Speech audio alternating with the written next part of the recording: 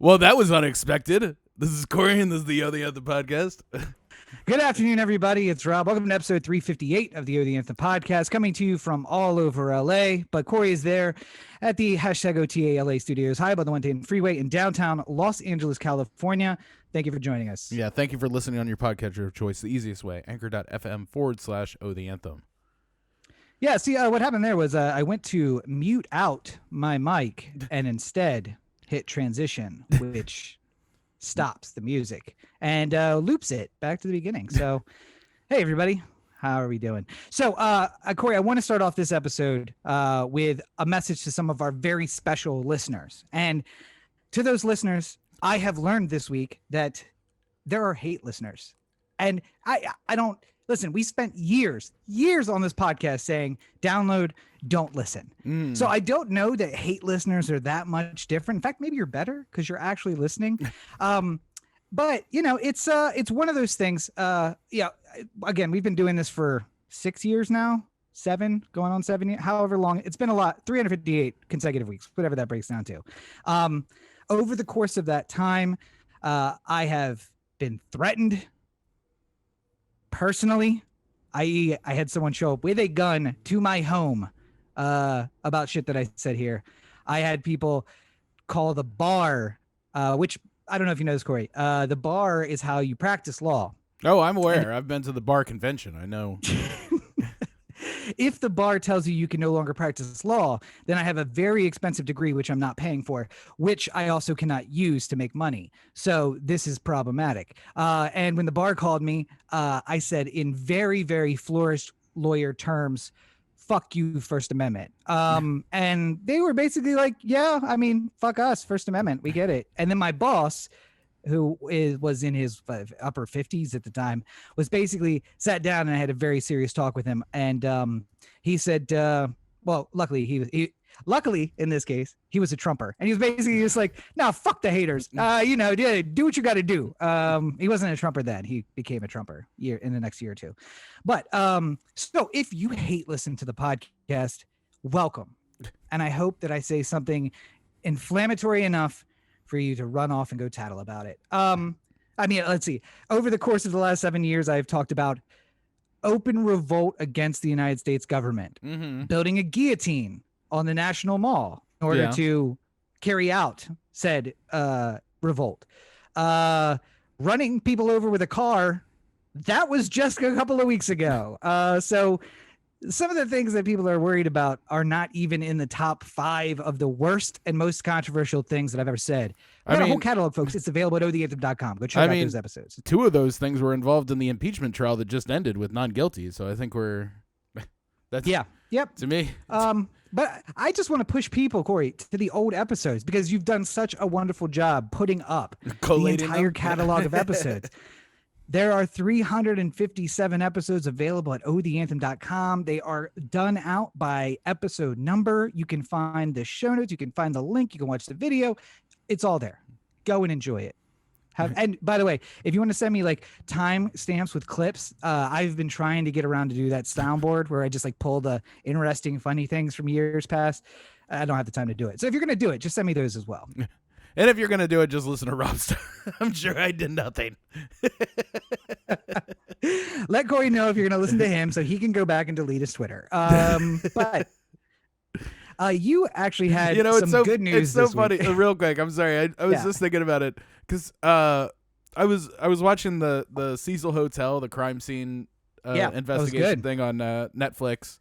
And 8 out of 10 recommend. Cecil Hotel is like right down the road from where the studios here are. So, you know, obviously I was watching it from like a local interest point of view. And, you know, they kept bringing up her old Tumblr, Elisa's old Tumblr. And, you know, she would write like little, like, you know, like somewhat depressing things. And people would be like, she had real problems. And I was just like, I think that's what all social media was for a little point in time. Like, sometimes I'll get like a thing on Time Hop where it's like 12 years ago, like you said like, oh, today's the worst day, I hope I die. And I'm just like, that was just all of what Facebook was for the first little.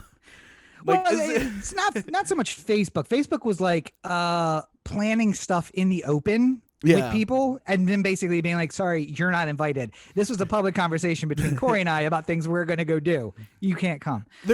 Twitter was much more negative. Like that. Yeah, because like it was back in the day where people were like, what, you have a Twitter account so you can tell everybody when you're going to poop?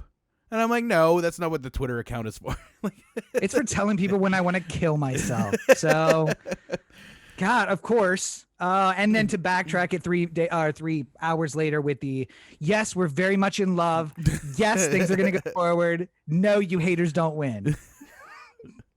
Yes, Cory drove me back and forth to 2 towns for 3 consecutive hours. Oh, God. It was worth it.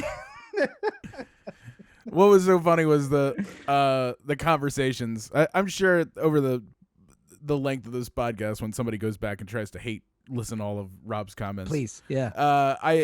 I'm sure I've said things that have contradicted each other before, but nothing has contradicted each other like Rob to and from car rides from his ex. Fuck that bitch. I don't need this shit. Let's go get wasted. Oh shit, something's really bad. Come 20 on. 20 minutes later, it's like, I love her so much. I can't picture a world without her.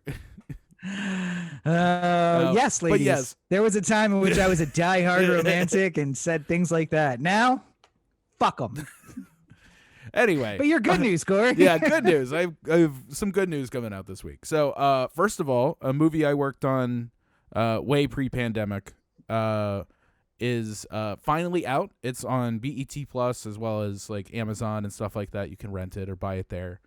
But what's so great about this one, and part of the reason why I wanted to share it with a lot of people, is because a lot of projects that I work on, they go to film festivals or, you can buy them on Amazon and stuff like that, but it's not always as easy as being able to get like a 7-day free trial to a service and be able to see it for free. So I would definitely recommend anybody who wants to see Nevering Again, a nice little romantic comedy, to go to BET Plus and check it out, because your boy did the sound for it. So yeah, it's pretty.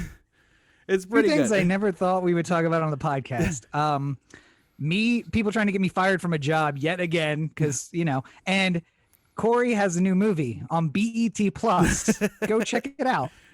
To be fair, I didn't write it, I didn't direct it or anything. I did the sound on it. I'm very proud of the work I did on it, but it's a very nice flick, and we had a viewing party over here at the headquarters, and it was well received. Yeah. So there's that. That's the first piece of good news. The second piece of good news is that the draft on the Gun Trace Task Force is done. So whoa. all the time that for the end of the show. All right. All the time that we've spent talking about this, I figured I would let people know. I have the first draft done. I'm going to go through and make sure that I don't know if you have this habit in writing too, where I don't. Whatever it is, I don't. You'll be going along, you'll be chugging along, and then you like misspell thoroughly or something like that. You really botched it. Like the clicks didn't quite work out with the keyboard. And then you just see that you did it, but you're just like, fuck it, I'll fix it later. And then you never get back to it. So I would like to, prior to sending it people to read, just go through it and make sure that I didn't horribly misspell things or forget words. Or I know one thing that I did was I need to change how I address certain characters in certain parts of the story. But little things. I just have to button it up a little bit, and it's all set, ready to read. So I have 3 notes on that. Before it even starts. One, a plug that we're not going to get paid for, but Highland has absolutely changed screenwriting for me when it comes to writing. Now I know it's difficult because it's a Apple only program, so you'd have to put an emulator on or write on somebody else's computer. But Highland has autocorrect in it, which Celtics does not have, and that's a pain. And it's basically Microsoft Word, but it formats it, and it auto formats. So like if I type in all caps a character's name that it recognizes as a character's name, I just hit enter. I start typing more. I hit enter again. If what I wrote was in parentheses, it makes it a parenthetical. If it wasn't, it makes it dialogue. And then if I double tap enter, it's just an indicator to that, I'm going to an action line. But if you use certain words, it knows it's an action line. And it's like, oh no, this is not dialogue. We're going to move this back over into action. I'm like, oh, such a time saver. You Such know, a time saver. it's funny, the one that, because you brought up Word, one of the things I was doing today in preparation for going through and checking spelling and grammar and all the other things I have to do, was I turned it into a text file and then I put it into Word so that Word could read it to me, which I think is a great writer tool for people who are thinking about, like, I know your script is, on Final Draft or whatever. Just get the plain text, put it in a Word document, and have Word read it to you, because you'll never buy a very expensive dinner for all your friends and have them read it out loud. You'll never recognize where you forgot to put a to in a sentence until you have Word read it to you, and it's just like the audible scratch of something being wrong just sort of like fixes your brain into like getting into the editing. So it's very nice. But yes, very happy week for me. Lots of good news out there. So, also, this is the end of an 8-9 month project of writing this. Of writing it, yeah. Yeah, probably more than that. I have to figure that out. But yes, this one was a killer, because Rob would have an appreciation for this. Like, it felt very much like I was writing a legal document, like I was writing a proof or like a brief of some kind, because I would get into it. I would know exactly what I wanted to say in this section of it, and I would start writing, and then all of a sudden I'd get stuck somewhere, and I'd just be like, where did I hear this? Like, what is the source for this information? And then I have to go through looking through all the links I put aside and, everything. And I'm looking for where I heard that one piece of information so I can get it right in the script. And I go off on a 2-hour tangent of researching, trying to find this one thing. And I know this from, like my dad's experience of like, he'll be writing his brief up, and then all of a sudden he'll be like, oh, when was that Supreme Court case? And I'll walk into the other room and I'll look at all the books and just start pulling ones off the shelf and trying to find. I know it's easier in the internet age, but I mean, way easier. Yeah. It's like, like you would just stop in the middle of what he was doing and just walk in, just like pull books and start looking for things. It's like, oh God, this must take forever. And that's how this script felt like, because it's not like you're creating these characters out of whole cloth. So it's much more difficult to, write as you go along, because you get stopped so often. I was going to say, as a note, I rewrote my first book in the last 2 weeks, so we could trade drafts and do editing. I rewrote an entire 61,000 page book. So. I saw yours, so I put it on my reading list. But yep, that's it. That's the news of us up front. Just the good news and the the haters gonna hate news, I guess. It's so good. I love it. I hope you guys are still listening, because we got more to come, because we're going to be talking about the impeachment. And I want to lead off this conversation by just saying it doesn't fucking matter. None of this fucking matters. No. Okay, go ahead, Cory. Well, no, I mean, like that was the exact point we made last week. This is all political theater. And it's political theater because it didn't turn into a conviction of Trump, which any reasonable outsider who, if an alien was placed into the jury box to decide, it would have probably been a lot closer than 56 votes, I think that you are taking the making a murderer route on this.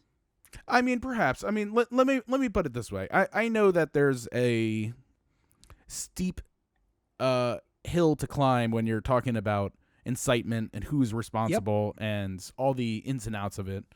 I would counter argue that if there were witnesses, if there was an ability to put more time, really more than anything, this impeachment was rushed because they were trying to start it before Trump left office so that they could avoid the, well, you can't impeach a former president question.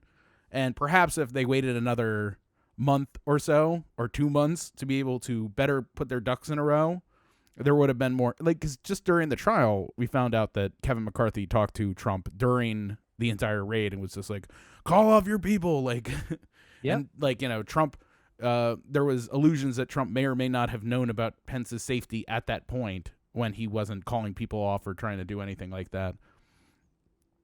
I mean, like, it's one of those, this whole week sort of felt like OJ for white people in a way. Like, the case was very airtight, and he won because the political pressure of the moment became bigger than the what actually happened. And I would disagree. argue I would argue that Trump, much like OJ getting off because of police corruption, is like the biggest slap in the face to all the people who have ever tried to mount a police corruption case in their own lives, and getting off. The fact that Trump gets to walk away from his supporters coming and attacking the Capitol is kind of like the most unbelievable. Like, now the bar is so high that if you're ever going to impeach another president or impeach a president and try and get their conviction, you have to kind of clear this almost ridiculous bar.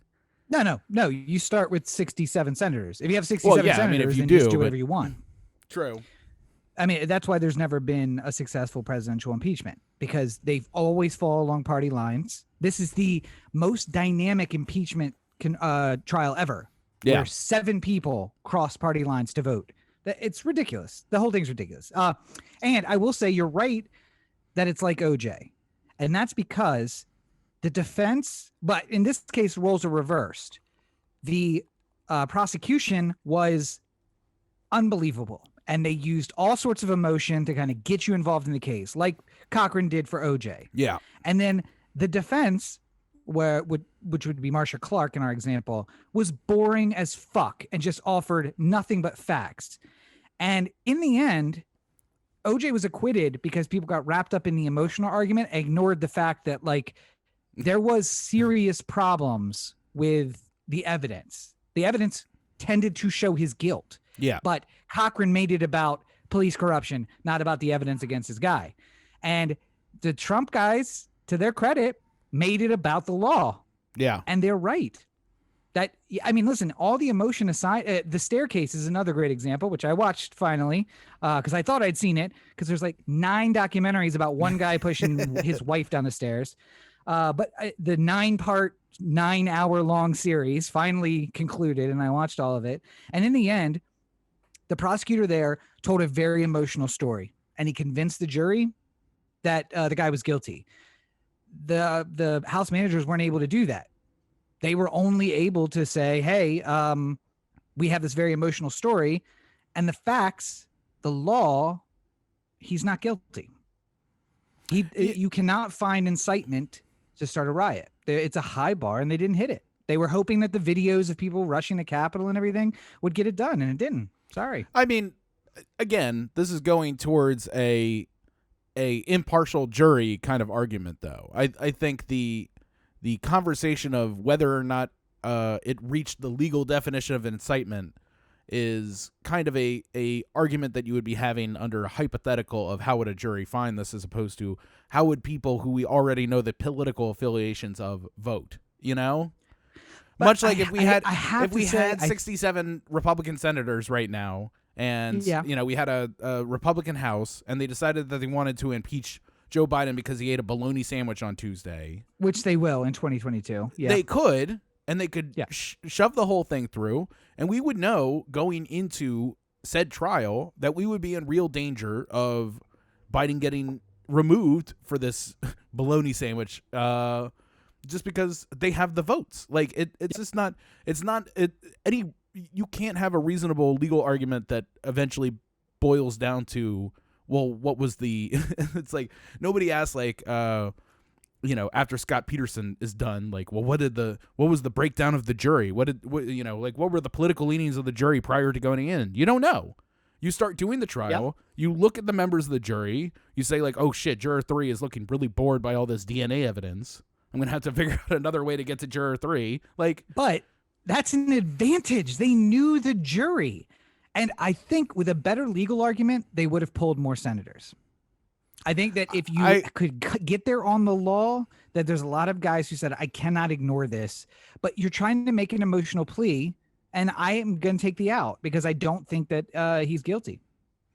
I mean, I think it's one of those, I feel like incitement should almost be more of a I know it when I see it kind of definition, as opposed to the strict way in which it has been written, because it has been used as a like at the trial of Chicago 7, just as an example, a well-known example used against where they were protesters. What was the outcome of that? They were found guilty. But then eventually overturned. 2 of them were found guilty. Yeah. The rest were let go. Right. But those 2 convictions were eventually overturned too. Right. Yes. Like once they were once the law was examined a second time, they were thrown out because the bar were in fact not guilty. Right. Yeah. Because the bar is fucking high. But making it I'll know it when I'll see it, that's just sending me to jail, because God knows I've said fucking insightful things. And people could say, he's trying to incite a riot, so send him to jail. Yeah. It's a high bar for a reason. Yeah. Because it involves free speech. And again, House managers presented an amazing case, like emotionally moving case. We came out of their second day saying, I don't know how they're going to defend this. And then they came out and they didn't try to meet them on the emotional road. They said, this is what incitement is. Then they took a little detour to say other people have said these same words, which I thought was bullshit and unnecessary, but I know why they did it. And then they said, you cannot directly tie words that he said to action because he didn't tell them to do the thing. And if you select clips of this show, you can make me sound like a Trumper, because I sometimes will say things that are Trump-like, but that doesn't make me one. And if you play the full video and you get the full idea of what was said, then you understand. And that's all they did. They showed, here's the high bar, here's everybody saying the same words, and then here's what he actually said in full quotes, and it doesn't reach the bar. Sorry. Yeah. I would say this, though, just to Trump's defense team. While they did a fine job in getting to the point where they proved that it didn't reach the bar, pretty much everything else about that was textbook, don't hire these lawyers, please. Especially, Castor's the presentation, even of the good stuff. Castor's just like opening argument was a disaster. I was audibly. Usually I don't watch trial testimony and go like, oh my God, or like, oh, can you believe this shit, or like audibly say things out loud. But I was constantly hearing Castor say things like, what are you doing? Like, what are you talking to? Like this old chestnut, for instance. If you liked the you're the defense attorney, Rob, and you like the prosecutor, but you think that he's wrong on this case, right? That you're in the courtroom with him on. You would say things like, I have great affection for Mr. Smith, and I think he's an incredible lawyer, but on this case, I disagree with him. And these are the reasons why, because that makes the defense look like, or the prosecution look like, they're good people who are just on the wrong side of this issue. Like, it's not disparaging the other side, right? Right. Yeah. That's the classy way of sort of acknowledging that the other side has a good argument, but you disagree with them. There was something like that started in Castor's remarks where he was just like, God, they did a great job, and we were going to do something completely different until we saw that. We changed up everything. That just makes you look, again, in the eyes of a hypothetical impartial jury, you're looking at this like, oh God, you're scrambling now. You're not up there with any sense of confidence. And then there was a whole bunch of things that just happened throughout where so for instance, in conversation about your points about reaching the high bar of incitement, they were talking about murder and manslaughter and how there's a difference between those two. Yep. But in him saying it, the way that he had just simply worded the statement made it sound like an argument he was making in this court. Like, so clearly it's obvious from day that he is not guilty of murder. Now, manslaughter perhaps, but it's certainly not murder. Like, it seemed very like, I don't know. I thought Castor's opening statement was that could be a law school, that could be a whole week in law school of what not to do as a lawyer in front arguing for your client. I think you're right, except for they would probably show it in bar presentations about like, this is how you speak to other lawyers, because 40, 50, 60% of those people have legal training. Yeah. Probably 50% were practicing lawyers beforehand. And basically he was talking to lawyers and he was just like, we were going to do something else. I didn't realize we were going to make this a cry fest. Well, fuck it. We're going to try and do something different then, because that's where they're going to take this. They're not going to stay on the law. They're going to stay on emotion, and that's fine. We can go that direction. Now his presentation style is boring as fuck. And Yeah. like I said I watched it all, but I zoned out so many times and I was like, oh fuck, that's right. I'm watching I would like cover the screen and then be like, oh right, yeah, I'm watching the trial here. I better actually watch it. Because him droning in the background would just become white noise. Yeah. Well, but in the end, what we can say is if the opposing party has 67 senators and a majority in the House, watch out if you're the president, because they can impeach you. Yeah. And if they don't, it turns out you could probably shoot a guy on Fifth Avenue and get away with it. Yeah. Now, much like that, though, that doesn't mean that New York's not going to bring some murder charges against you once you're not the president anymore. Yeah, and I mean that's a really real concern for Trump at this point. Not the murder charges specifically, but other charges. Yet. We don't know what happened with what's his name in the cell. What's his the billionaire? Yeah, Epstein. We don't know what happened with Epstein yet. Murder charges may be coming. Jury's still out. Well, I mean, he didn't kill himself. That much is clear. QAnoners. Hey, everybody listening to this who's hate listening. That's what I just said.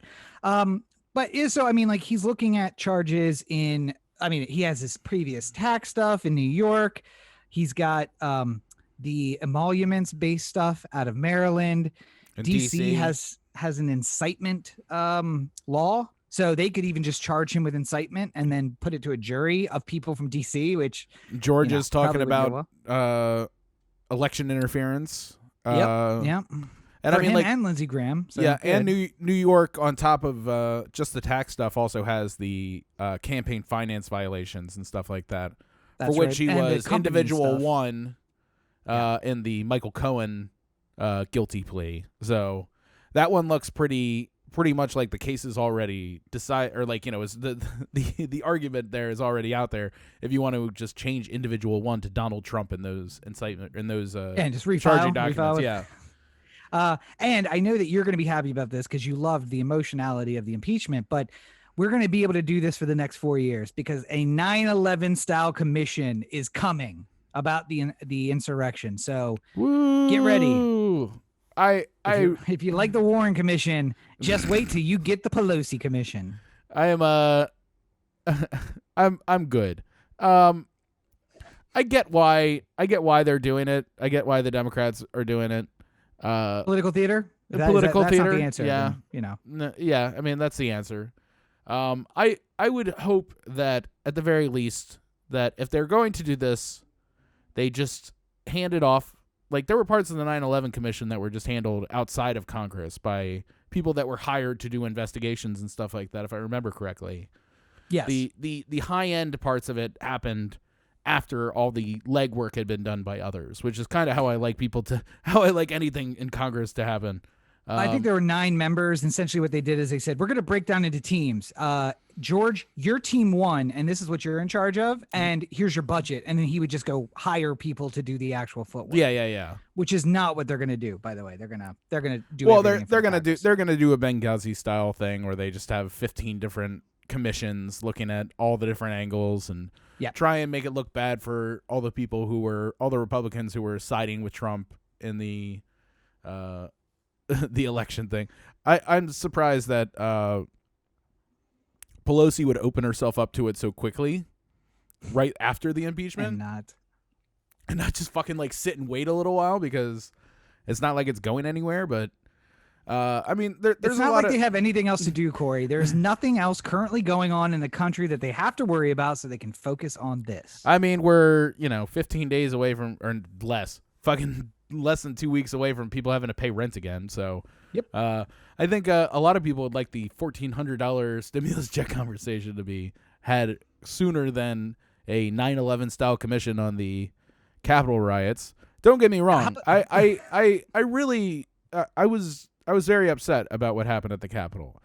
I think that it was a bad day for America, and I think that to some degree I would like some sort of accounting of what happened and like everything that went into it.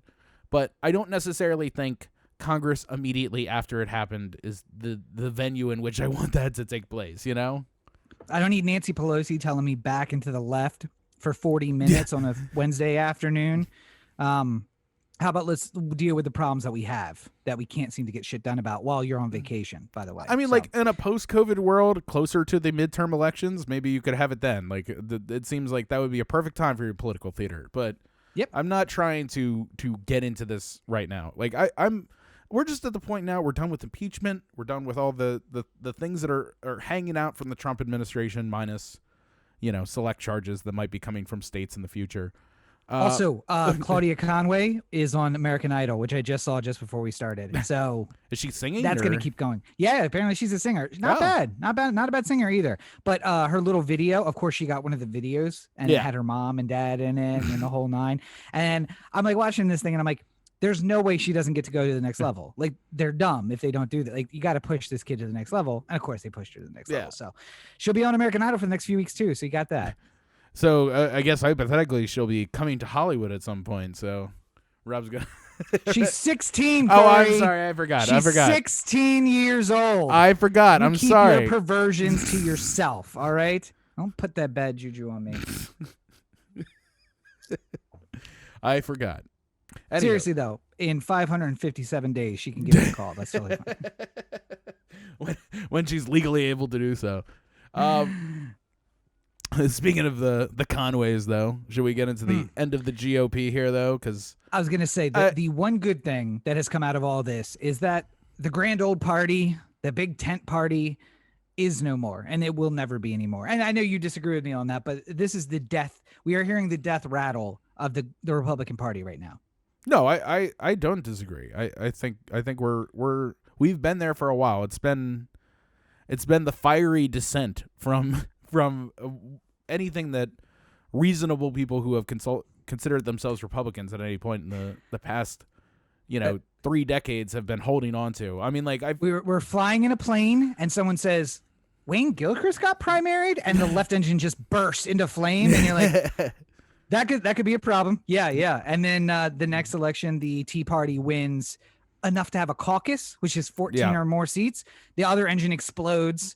And then it starts to wobble, and they're like, who's running for president? And it just noses over, and it's headed towards the earth. Yeah, we're just in the last little bit before we get the big captain's door swings open, and the pilot just pops his head back, and he's like, it's okay. Nobody's ever flown like me before. This is the best the best pilot that you've ever seen. And I'm just like, oh, no. Yeah, and then he immediately grabs the only parachute, opens the door, and jumps out. Before he does that, though, he kicks Mike Pence out just for us to enjoy. Hey, guys, I promised you a show. Boom. Mike Pence flying down to Earth going like, everyone subscribe to my podcast. I will subscribe to Mike's podcast 100%. But so we are in the. By the way, just a quick aside, because fucking shit. Who was the Trump campaign manager who just got Corey Feldman? No. Corey Feldman. The one who was wearing like multiple jackets all the time. God, why can't I remember his name? Anyway, Rudy Giuliani was on his podcast. It was like his ability to like come back out into the Steve Bannon. That's who I was. That's Bannon. Okay. Steve Bannon has a podcast. So Rudy Giuliani was on it, and then Steve Bannon had to make some sort of news why Rudy Giuliani was on it so that it could trend. And then I found out, like, I think Roger Stone has one. It's like any C-list political star just sort of gets into the podcast game and then tries to make something like really big happen their first episode. So I'd love to see the first episode of Pence's where he like comes out and he's just like, by the way, Donald Trump knew. Trump knew. I was the Secret Service. I said, does Trump know? And it's like, yeah, he's laughing his ass off back at the White House. I'm like, that asshole. Like, that would be great. It'd be like that. Listen to an Axios podcast, but from the right. In other news, this is the last episode. If fucking Mike Pence and all of these C-listers start getting a podcast, I'm done. I can't do it. Can't do it anymore. But back to the topic. We all knew they'd glom on. The end of the GOP. So basically, the reason Claudia Conway is a good transition here is because the Lincoln Project, of which her father was a part, and I think you aptly put, nobody gave a shit about, except for unless you were tied into political Twitter. They made a big impact with political Twitter, but other people heard about them. Members of that group are apparently now raising money for ? Because the likelihood is they're not going to donate to Marjorie Taylor Greene's reelection fund. Why are you gaining money? And the talk today is, today especially, I guess, is that basically all these guys are looking at formulating either an ouster campaign to push out those edges of the party into their own party, or to basically cut the baby in the middle and start their own party. And Anthony Scaramucci, and I know, but he was pretty on top of it when he was talking about it. And he was like, listen, they know the cost. You're going to lose elections for a decade. You're going to lose elections, and the Republicans are going to lose elections for a decade. But the goal is sometimes you have to chop off the arm to save the body. And the Republican Party, or whatever it becomes, will come back because conservatives will always be there. Center-right conservatives will always be there. They've lost their minds, some of them right now, and some of those people weren't Republicans to begin with. They were Trumpers. It's a personality cult. But eventually, after 10 years, we'll have a new party. It'll be the Republican Party without Trump, or it'll be the new party that's center-right. And I don't hate it, because here's the thing. You might not lose elections for the next 10 years. The Democrats are also eating their own at this point, especially 4 years from now, when Biden has done nothing to help the left and somebody goes forward as a Bernie candidate, who God hopes Bernie doesn't run because he's going to be 80. He'll be older than that, old. right? Yeah, he'll be in his 90s, I guess, in 4 years, right? He's like 87 now. So let's hope he doesn't run, but somebody will like him will run. Alexandria Ocasio-Cortez, someone of that vein. And if we start seeing the same shenanigans that we saw this time around and the previous time around, it'll be an apt opportunity for them to be like, fuck it, I'm going left. And if you think how I do, come with me. And then we'll have 4 kind of medial parties. And the likelihood is that the majority leader will be chosen by which of those 2 parties can get the most seats together and then agree on a person to sit at the head of that party, or the head of that government, essentially. I mean, I think there's no reason if the Republican Party is going to die in the wool for Trump. There are too many people who are currently either Republicans or consider themselves Republicans, or are conservative and consider themselves more aligned with the Republican Party, however you want to phrase it. Dinos, yes. People on the right of center, are going to there's going to be some degree of people who disavow themselves of the party.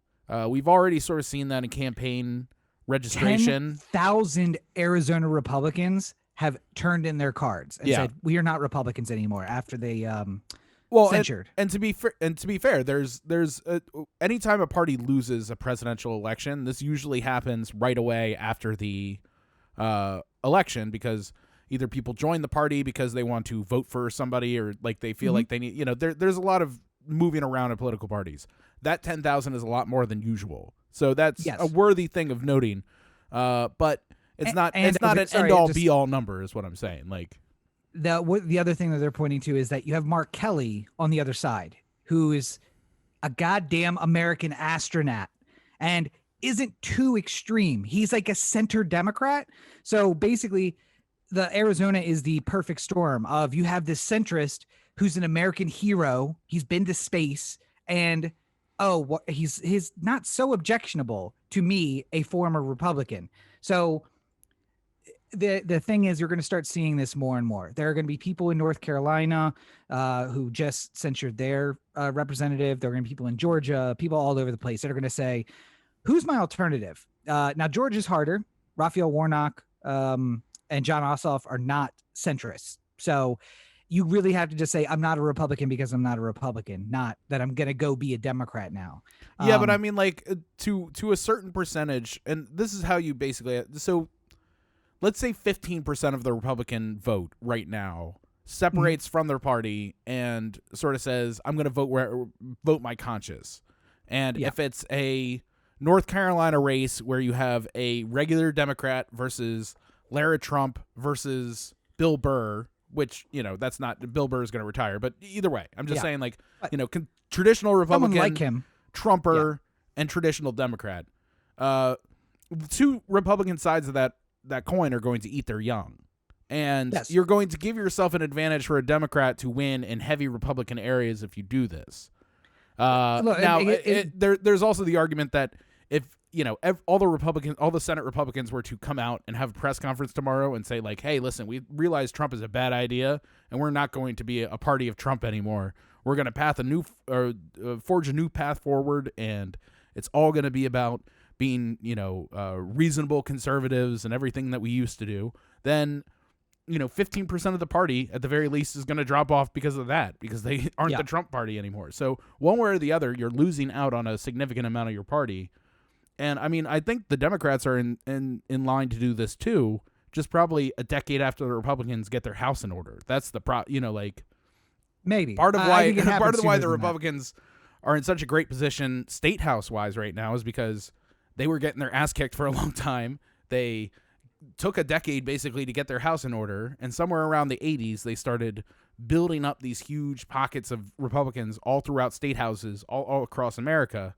And even in states where it's heavily Democratic, you have huge amounts of conservative people, really hard-line conservative people who are at the tops of these parties.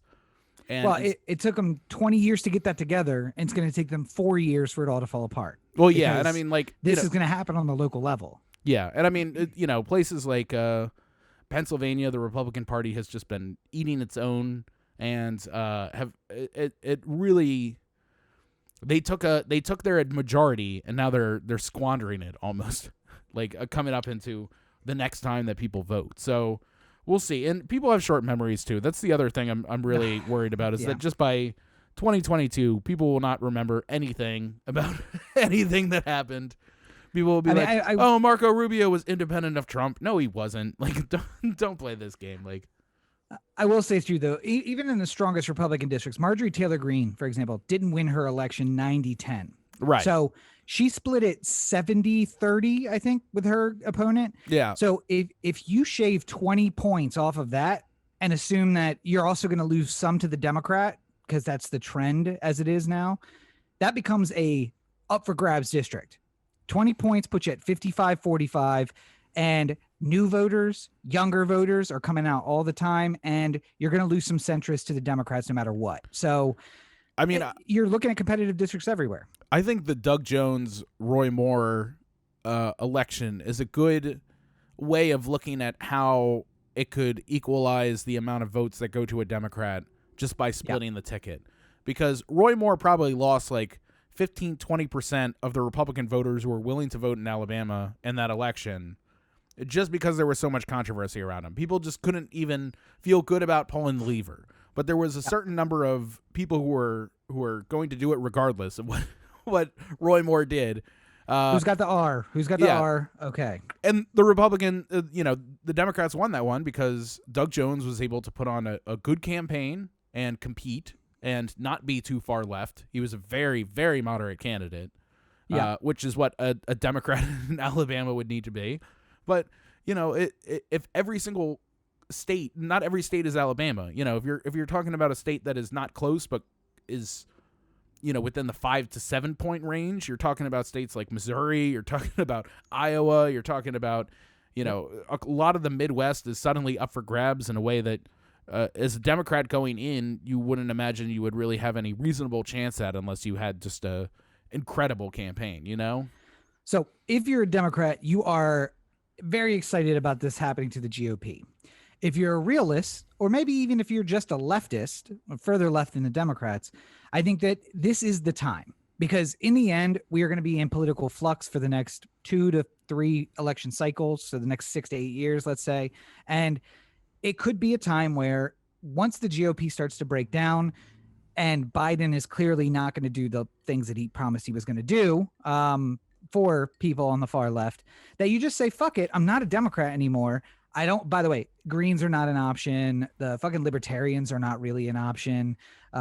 It will have to be a new thing that is literally just saying we are splitting off from the existing party. This is us now.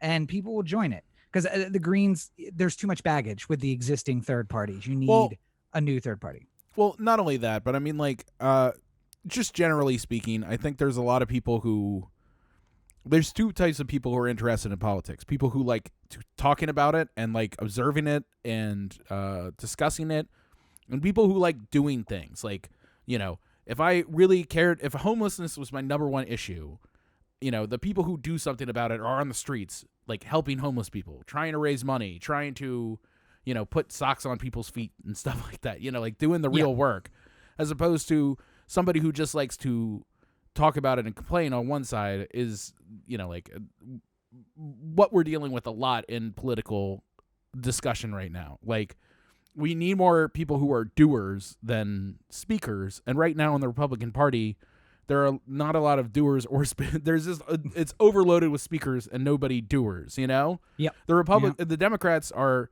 overloaded with speakers, but at least there's more doers amongst the group than speakers. And Stacey Abrams is a perfect example of that. Nothing up for herself. She just literally was pushing the party and doing the work on the ground. Right. And you know, the political populace, the people who vote for the elected officials, they're going to have to decide whether or not the issues that they care about are enough for them to start doing things about it, or if they just want to keep talking about it, because that's how the real work at the end of the day is going to get done, you know? Yeah.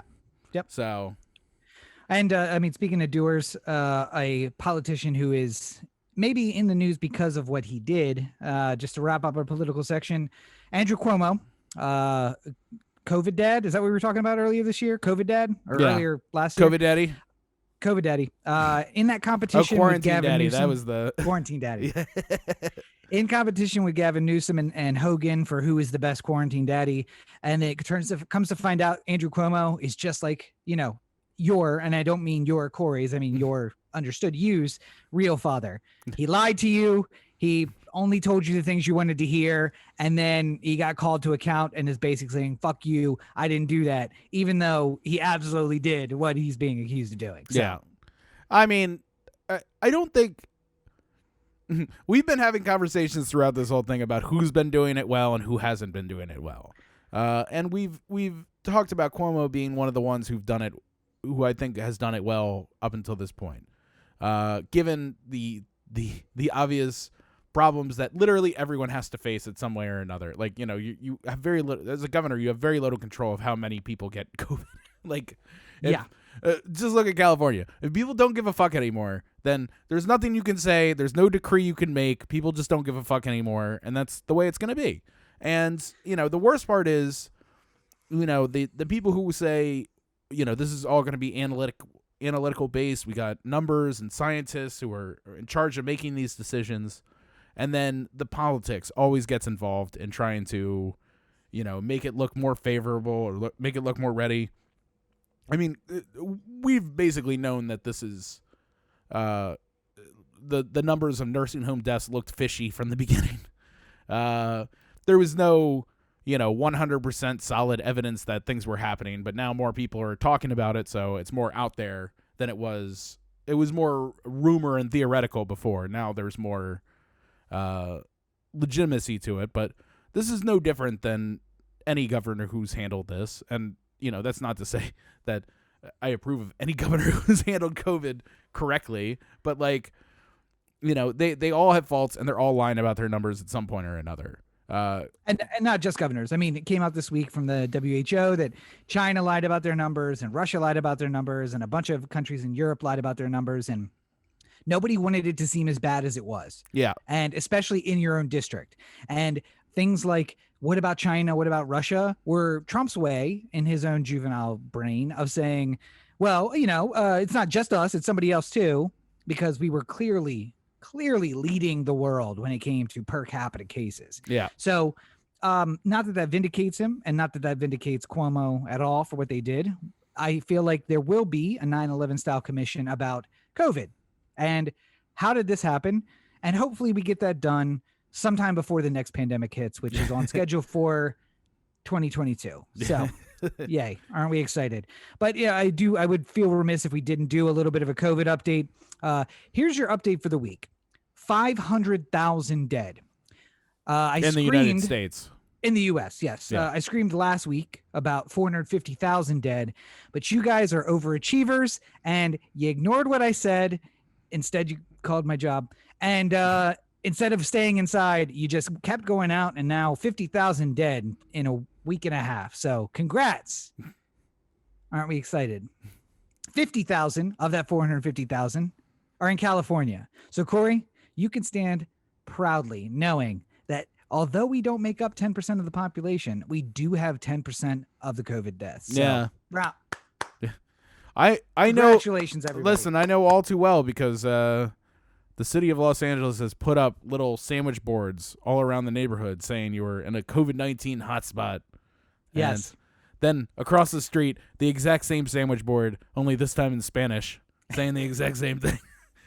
Which I think is a great use of public funds to alert everyone to the fact that there's a pandemic going on.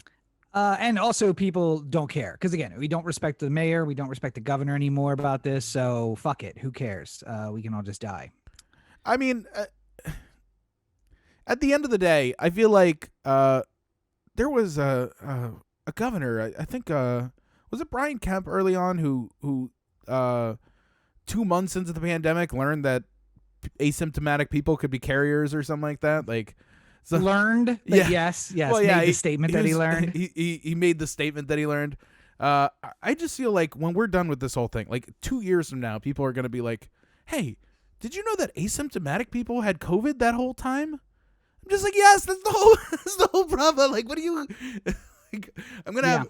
I can already foresee the moment 5 years from now when they have the COVID report and they've released all, like, how the inner workings of state, local, federal government had to play in the how everything went down.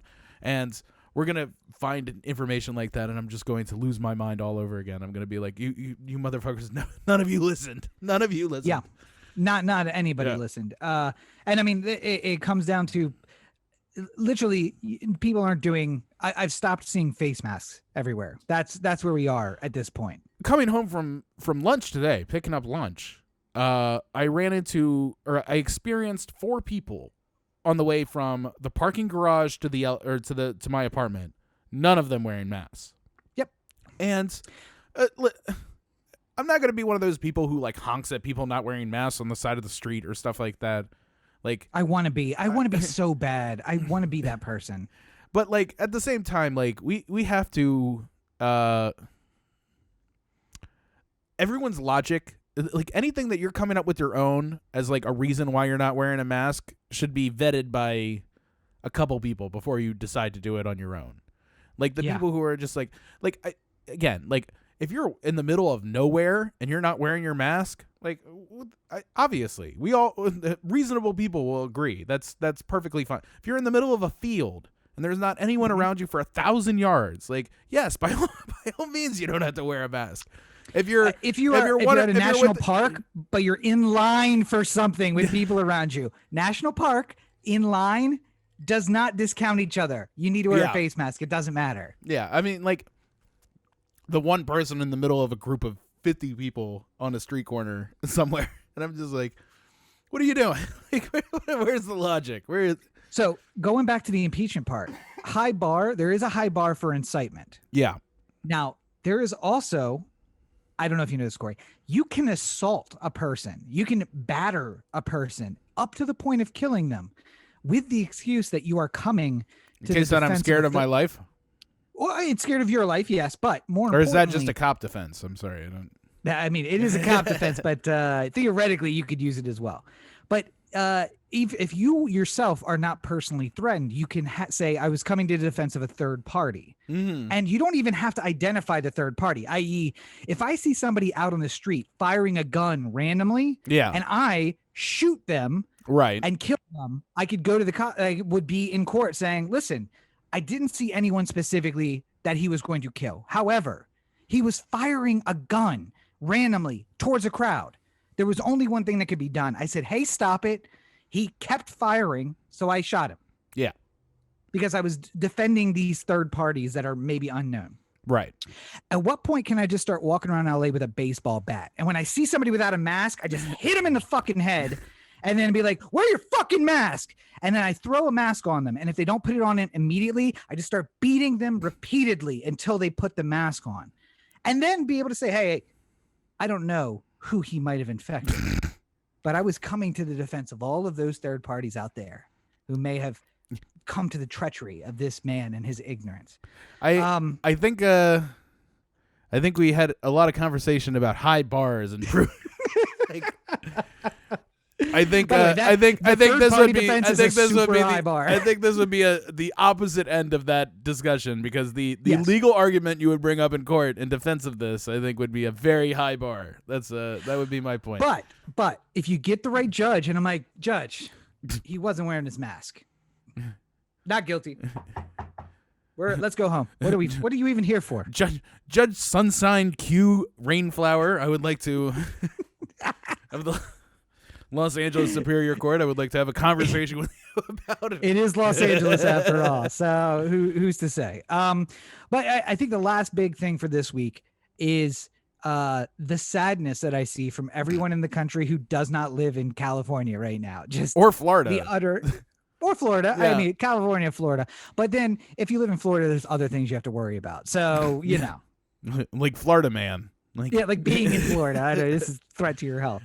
But a cold snap has taken over because winter. And by the way, I know we say this like every year, but I am going to start unfriending people who are reposting that it's so cold outside, how can global warming be real thing. Yeah. I don't want to get into it. You guys are all fucking idiots. This is basically, I'm going to turn this show into the, like, who's an idiot this week and why? Join us for the O The Anthem podcast. You know, it's funny, the global warming thing. I just feel like if somebody would have sat down and workshopped the line a little bit and said, like, hey, instead of global warming, why don't we say, like, climate uncertainty or something like that? Something that how about climate change? Yeah, which is what they try to do. Can throw. I mean, like, the problem is, once you said warming, like, once that became the term that was used, like, anything that wasn't hotter than normal and not even significantly hot, because, like, people would make the argument of, like, oh, so what if the summer's 5 degrees hotter than, you know, like, oh God, it's 96 degrees instead of 91. What do I care? You know, like, yeah, it's a hot day regardless. It's like, you don't get it. You don't get it. This, like many things, like everything that happened after 2000, I think we can blame on Al Gore, because when he started doing his little PowerPoint, Inconvenient Truth, the Inconvenient Truth thing, he called it global warming after 5 or 6 years of scientists being like, we're using the term climate change. It's climate change because it's not always warmer. Sometimes it's colder. Sometimes the hurricanes get stronger. We're changing the climate. And then Al Gore got up on his fucking PowerPoint and called it global warming for 2 hours. And now anything that's not fucking warm isn't global warming. So, and by the fact that a lot of people are using different terms, I think it makes it harder to move forward in the conversation about just one of the issue at large. It's like the same thing that was happening with just in our lifetimes, there's been a lot of change in pronouns and sexual orientation and how those things are described. And I'm not, you know, like, this is all progress moving forward, but I'm saying, like, it's very confusing for a lot of people for a long time when it was just gay and lesbian and there was nothing else, at least in the minds of dumb people who couldn't fathom otherwise. And to, like, you know, like, the people who grew up in the 90s with gay and lesbian and that was it, are now hit with, you know, the bisexual and the transgender and the gender non-binary and while it's great that we have terms for these things that people feel, it's also very confusing it makes it harder for the movement to grab foot, because people hear a new term, people hear non-binary and go like, oh God, so now it's another thing. Like, what the fuck is that? Yeah. By the way, I want to talk about the pronouns just for a second, because I want to prove a point that I argued earlier today. Cory. Oh God. I tell you, a cop came and visited me today. Yeah. What is your first question? What about? So let's use different phrasing for that. What is another way you might ask me what about? What did they want to know? Or okay. What were they inquiring about? No, perfect. So what I told you is a cop in the singular came to visit me today. Yeah. And a logical response from you would be, what did they want? That is someone who's using the term they in the singular when gender is not clear. Now, if we were Spanish, me saying policía or Oh no, police is a bad one because it's Yeah. feminine. But a lot of Spanish words, you would know from what word I used, whether it was a female or a male. And then you would say, what did she want? What did he want? But Yeah. because in English, I say cop and you have no idea, was it a male cop? Was it a female cop? What did they want? Right. That is the usage of they in the singular. If gender is not clear, you use they naturally. You naturally do it. And then if I said, some cops came and visited me today, your question to me might be, What did they want? what did they want? Yeah. Because once again, without gender, we use it in the plural, but they is capable of plural or singular based on only the factor of what gender are they? I don't know. I'm going to ask they. Yeah. Similarly, them. I went with some friends to wherever. What'd you do with them? Yeah. Because I said friends and I didn't indicate what gender it was. You didn't say, what'd you do with the guys? What'd you do with the girls? Your dudes. What? It could have been 15 guys and one girl. I mean, a really weird party, but it could have been 15 guys and one girl. Listen, And I don't like it when you would've- judge my life like this, Corey. It would have been. What I do. It would be they in the same regard because it's not just a bunch of guys. Right. Because when gender is not clear, we use they and them, which is why people who are non-binary say, please don't use he, him, use they, them. And you're like, oh, that's so fucking weird. No, it's not. It's weird because you're making it weird. It's weird because Jesus told you it was weird. And it's weird because, yeah, you don't want to do anything different, but you will naturally do it if you don't know what the gender is. Now you're looking at a person and you're like, oh, I see short hair. I see wide shoulders and wide hips. This must be a man. I will use the he pronoun. Yeah. I understand it's difficult for you to say, okay, now for this person whom I know, I need to start using different pronouns. You know, It's not that hard. the only thing I really hate about it is that, you know, like if you met somebody on Twitter or something like that and they put that in their bio, you would know. But I always hate the fact that if you walked up to somebody who's gender non-binary, they don't necessarily go with the they, them. They might go with like he, him, she, Absolutely. her. But, you know, you don't know when the first time you walk up. And, you know, if you said something like, you know, hey, how are you doing today, sir? Like, they would say, like, you know, oh, no, I go, you know, they, them, or something like that. You make the mistake, and then they have to correct you. I hate the fact that you can't. That they have to correct that you. They have to correct that I feel like I did something wrong right off the bat.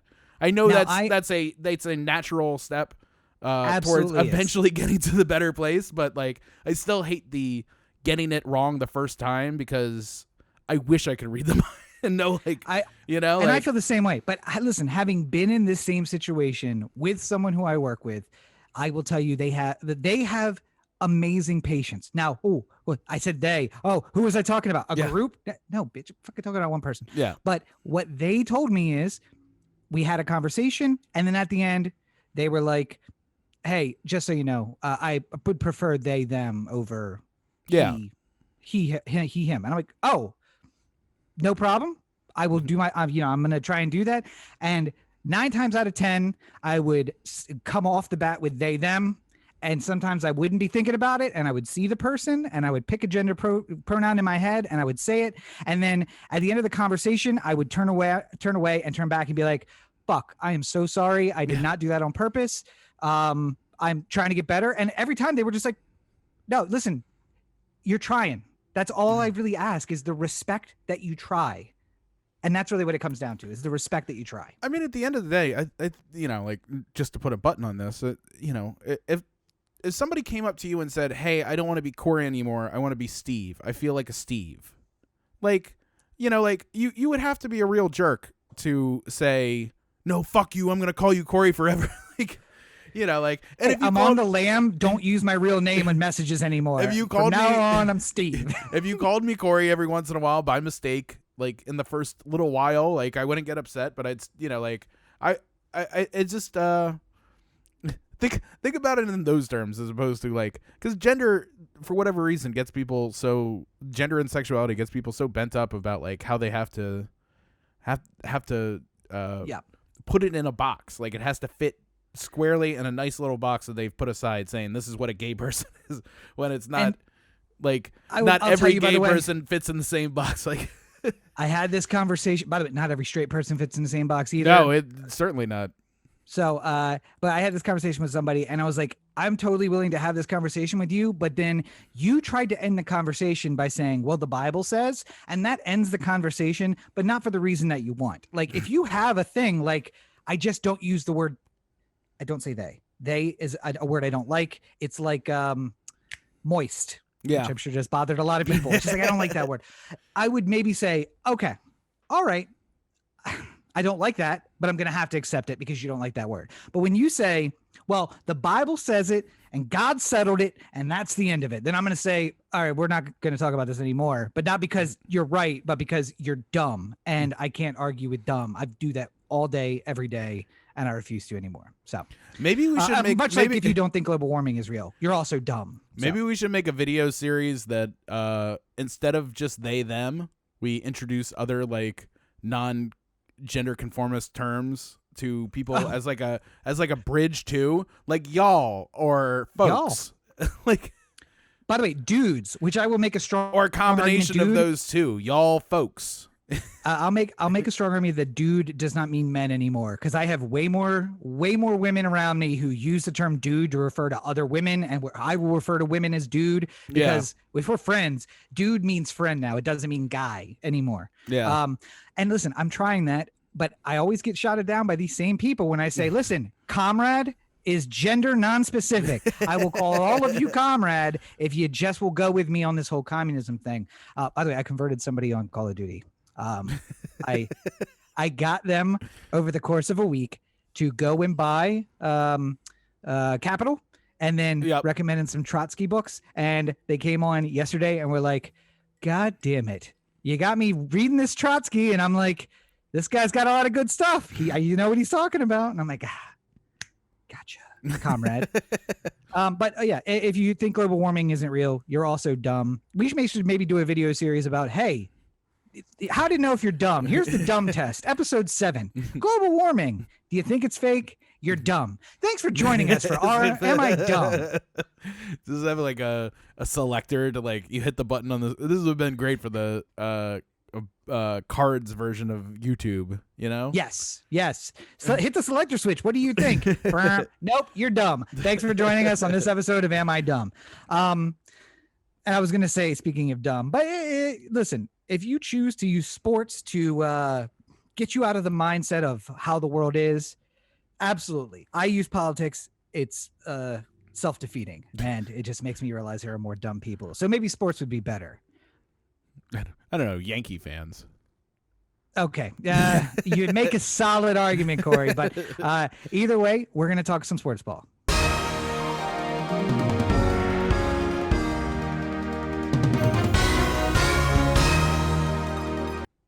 And just real quick, because I realized we're doing really well on time today. So how about that? And I don't intend on making this a big, long thing. I just had a couple quick things I wanted to point out.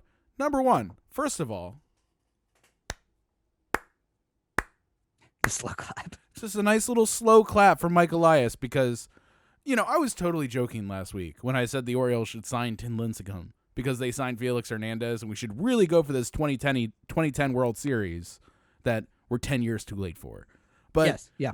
I didn't imagine that he would listen and say, "Oh yeah," and then sign Matt Harvey because that was a dick on the table move from Mike Elias right there. I'm telling you, like I was very I heard that and I was like, "Oh, he's not fucking around. We're not only going we're not going for that 2010. We're going for that 2015. We're getting 5 years closer, baby." Yeah.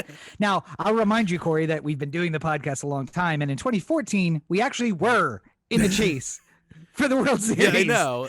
Briefly. So it would have been great if we had Mike Harvey. And Felix Hernandez? Yeah, clearly. Yeah, it would have been fantastic. I think we might have won with that. No, Kansas City was pretty much steamrolling everybody. That was when Harvey was the full Dark Knight at that point. He was yeah. But just a quick thing. If people who don't know who Matt Harvey was, he came up with the Mets as a rookie and was immediately good, which is not a thing that happens usually in baseball. He was really good for his first 2 seasons, and then everything since then has sort of been a steady decline. So we might not inevitably he's going to end up on the Orioles. That's exactly how this works. That's how that right, goes. Yeah. So, again, he's probably not going to make the team or be a important member of the organization, but I thought it was worth it to mention that Mike Elias is taking seriously the winning past World Series idea that I had brought up. Totally as a joke, but who knows? Maybe big time Timmy Jims is next. Maybe he's. I was gonna say who's next? Who do we have? Who can get us to the 2017 World Series? What other old superstar can we get at this point? Like, listen. Well, how about this? If we cut our first baseman, maybe that'll make us competitive for the 2016 World Series because You know what will really? I'll drive home to Baltimore and shake Mike Elias's hand. You ready for this one? Hold on. I'm gonna tell Mike Elias how we can do this right. Fucking Barry Bonds. Sign Barry Bonds. Listen, he's available. And wait, listen. If he's been keeping up with the shots, he might still be competitive. I don't know. His head will be tiny, but shit, he doesn't even need to. He's got a couple weeks to get back into the string. I'm just saying. Like, that's right. Pitchers and catchers report soon, but the rest of the team has got a few weeks. He can get back in baseball shape. Listen, you don't even need to show up until the first week of the season. Just like spend spring training getting ready, and then we'll see. Mike. Yeah, I'll start my regimen immediately. Thanks. I will get on the treadmill as soon as we're done with this call. Mm-hmm. But and by the way, don't shoot steroids into your arm. I just did that because I couldn't get my butt up into the camera. Yeah.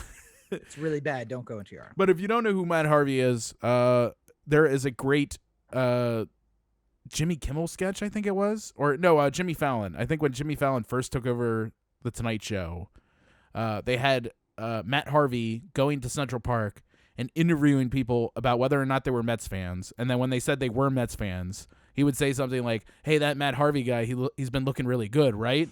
And then he'd he'd just be interviewing the person, and he's Matt Harvey, and he'd just be saying like, "Yeah, that Matt Harvey's having a good rookie season, huh?" It's like, "Oh my God, he's amazing. I wish I could meet him." And he'd be so cool.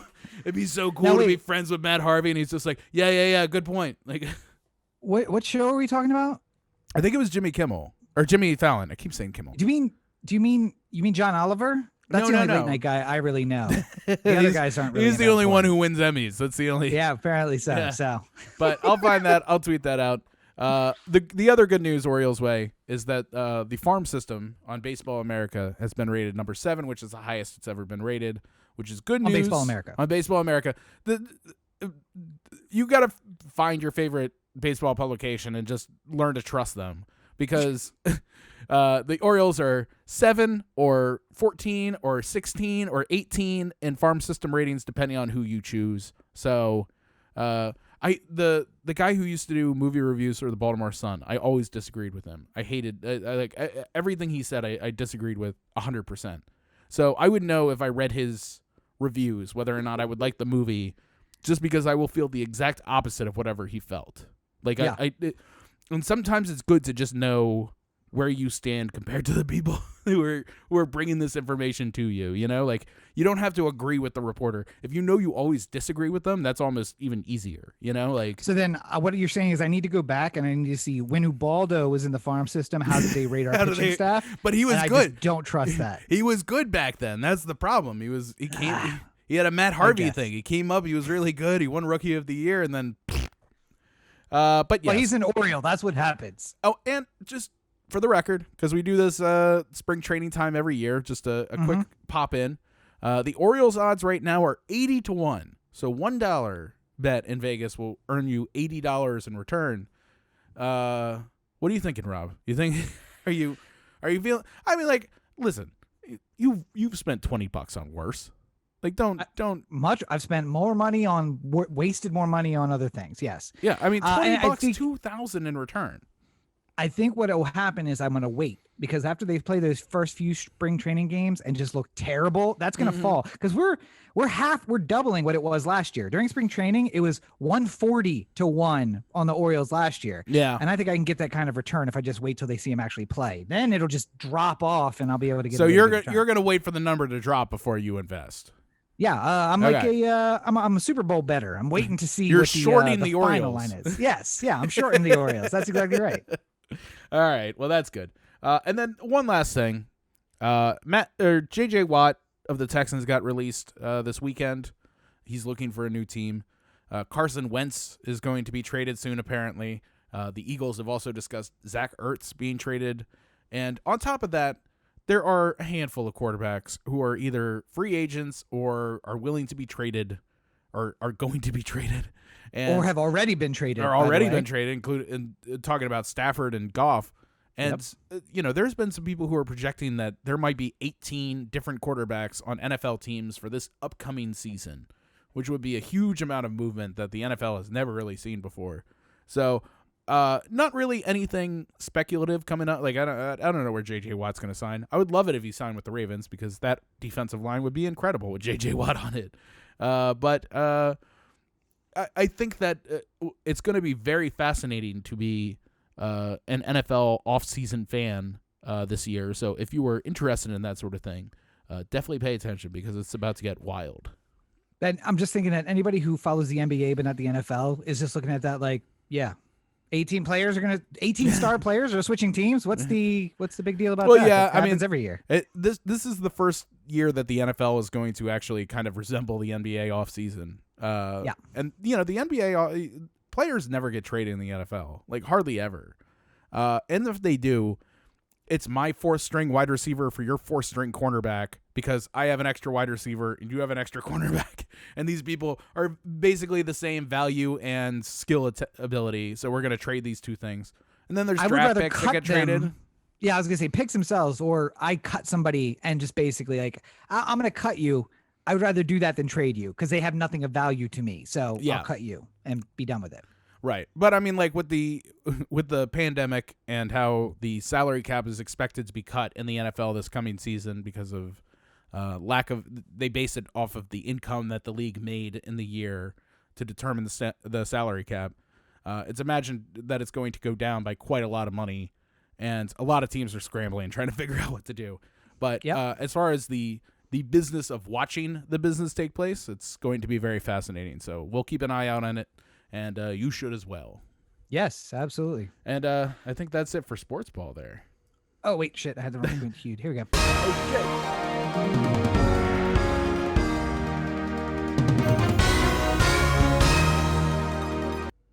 See, I was ready because that was such a good transition to the end of the show. I thought you were just going to go straight to the end of the show. Oh, yeah. Well, I guess I could have, but then you would have missed out on this transition. OTheAnthem.com. Cory to OTheAnthem.com. O The Anthem on Facebook, Twitter, Instagram, and the listener line, 443-219-7595.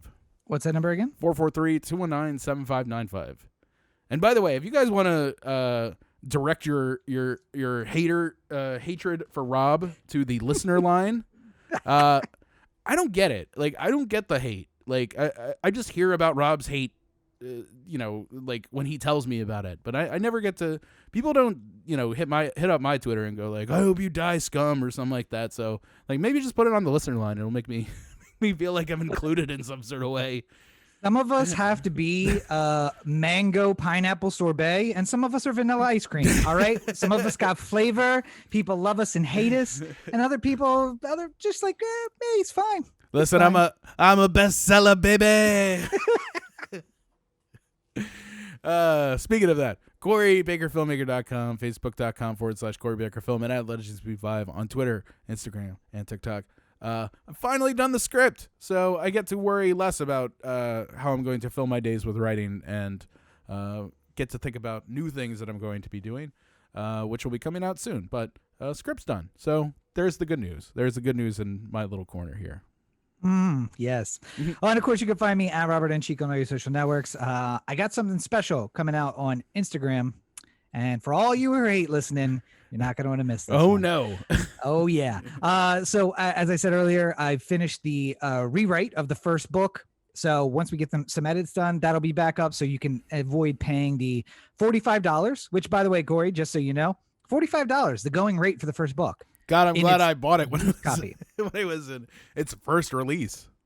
And so we have also planned, of course, that they will be available on Amazon, so you can be able to get the digital book versus the hard copy or the actual physical copy, which will also be available. And we're looking at doing an audiobook, and we'll see how that works out. But turning from that to the second one, and I'm going to work my way through every book that I didn't self-publish myself through the publisher, so that we can make sure that to stop that high cost of the resale, basically, because you have to get used copies rather than new copies. Yeah.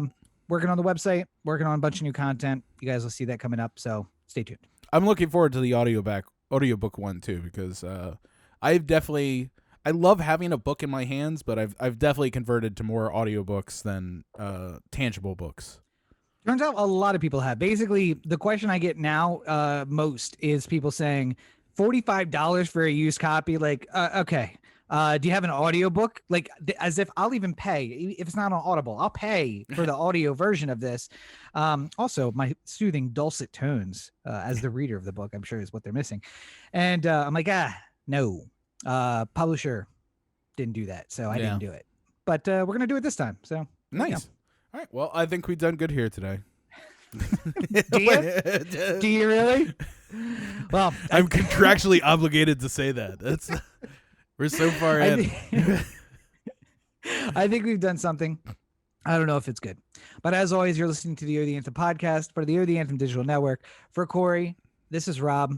Hate listeners, you can tune out now. Have a great week, everybody else. Cash me outside. How about that?